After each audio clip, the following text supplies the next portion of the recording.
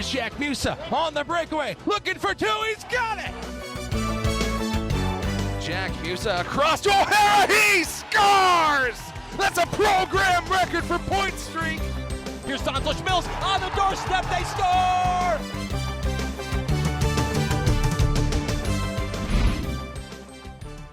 Hello everyone, welcome back to the UMass Hockey Preview Show presented by UMass Journalism. Along with John Ruggiero, I am Jacob Repper, and if you haven't looked at your calendar yet, this could be it for us and UMass Hockey. On today's show, we will look back at last week's two games, reflect on the entirety of the regular season, and preview the do-or-die game versus Northeastern this Saturday.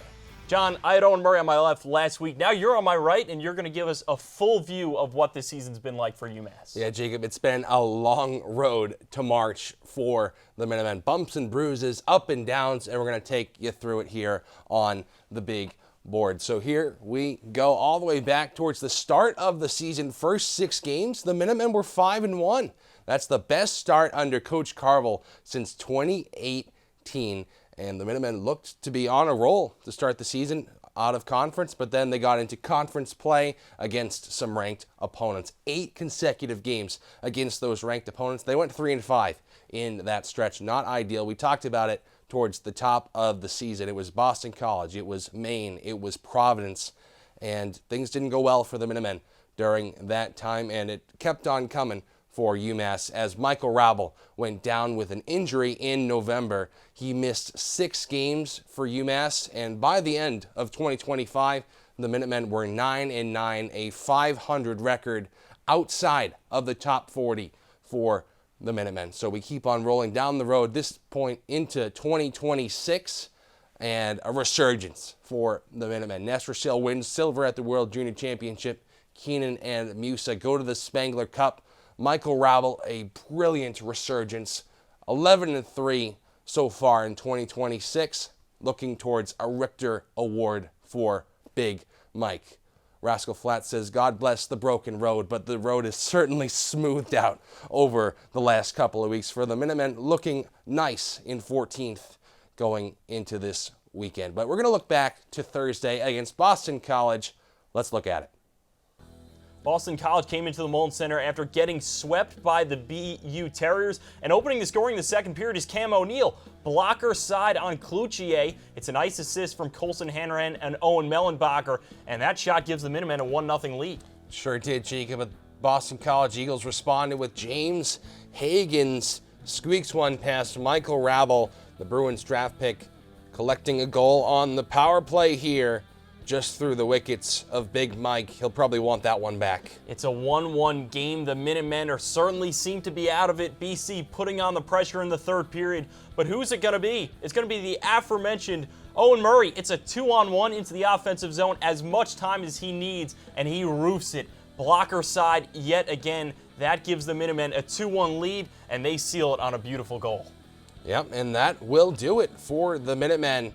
A 2-1 victory, and we talked to Owen after the game. He said the scouting report on Cloutier said shoot on the blocker side, and that's where both of the Minutemen's goals were scored as the team mobs Michael Rabel. Another brilliant performance. John, we were at the game, of course. We called the game.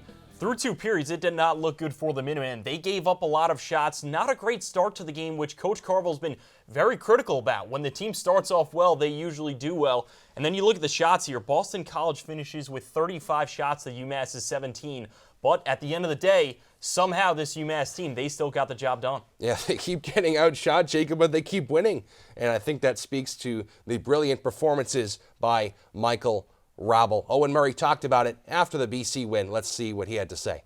I genuinely think it's unfortunate he's not in a Hobie Baker race, because he damn well should win the Richter, but the Hobie, I don't think there's a better player in the country than Michael Rabel.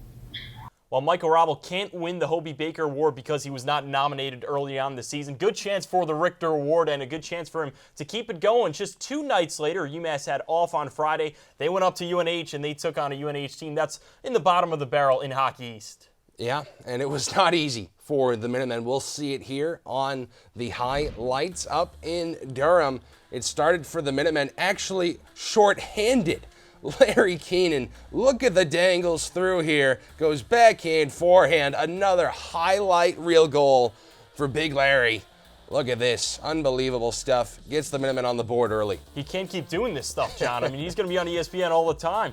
Then just a little bit later in the game, just 4 minutes in, Marty Laffins, he scores on Michael Robel on the power play. That makes it 1-1. Just a strange miscue from Robel to make it a tie game. Yeah, you don't see that often, but luckily for the Minutemen, they respond with under a minute to go in the first. Daniel Jenczko, a howitzer from the right side of the zone. Great pass by Nestersil, then Keenan, then Jenczko. No goals in the second period. Third period we go. Kristaps Skrastins, who's done some damage against the Minutemen on his home ice before, scores on Michael Robel. This one right off the draw, and he beats him. We keep on going here. Third period. It's getting late for the Minutemen in a tied game. Guess who? I don't think you could have guessed. It was Matthew Wild. His first in maroon. Banks one from the side of the net off a Chauvette into the back of it. Takes the lead for the Minutemen 3-2. 30-plus games for Wild without a goal. Finally gets one in perhaps the most critical moment. And then, why not a 200-foot goal, John? Jack Galanick throws it and saucers it all the way down perfectly into the empty net. The Minutemen somehow, yet again, after winning against Boston College, come out and get the victory up in Durham. Yeah, Jacob, and they were outshot again. Michael Rabel saving 26 of 28, and the team congratulating him once again during the final regular season game. John, we got a chance to talk to Matthew Wild after the game. He said he's going to give the puck to his mom, and even before the game, we said we had a feeling he'd be coming through this time of year. Well, to his credit, Jacob, that fourth line was rolling during that game. Wild alongside D'Angelo especially, who got the assist on the goal. And yeah, great stuff for the fourth line, exactly when you need guys like that to heat up. Coach Carvel, we talked to him after the game. Why don't you take a look right here? I thought all four lines, combinations that we have, all chipping in. Last game, O'Neal scores a goal. Tonight, big goal from Maddie. Our defensemen score every night. Now they're scoring highlight goals. And again, Mike was great with them.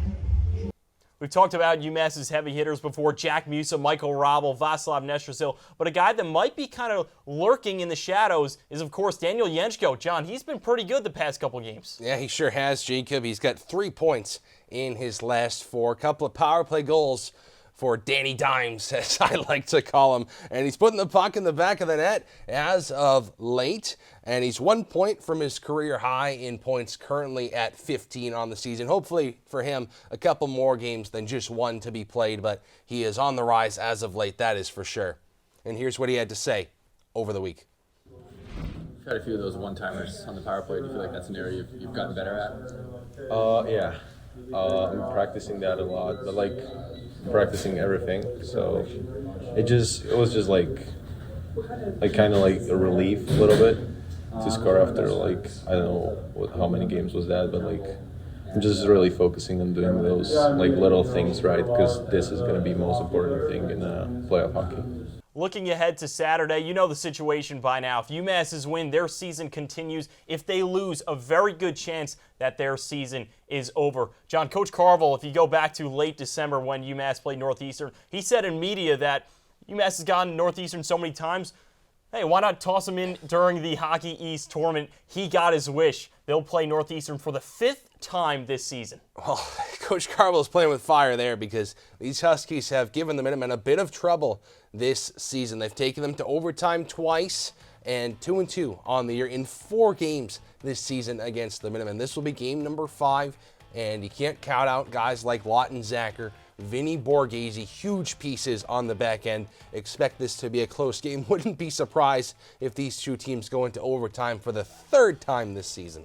This time of the year, John, UMass, if they win it, they go to TD Garden. So much on the line here. Who's a player that you're watching out for in this series?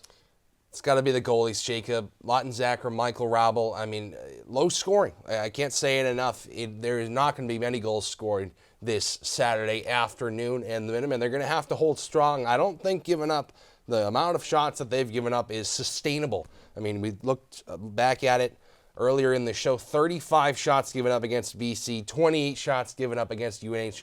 You allow a Northeastern team to shoot 30-plus on you, there's a good chance at least a couple of those are going to go in the back of the net, and you got to hope UMass can crack Lawton Zacher on the other end. It's going to be a fun one. We'll be on the call for it, and let's do it.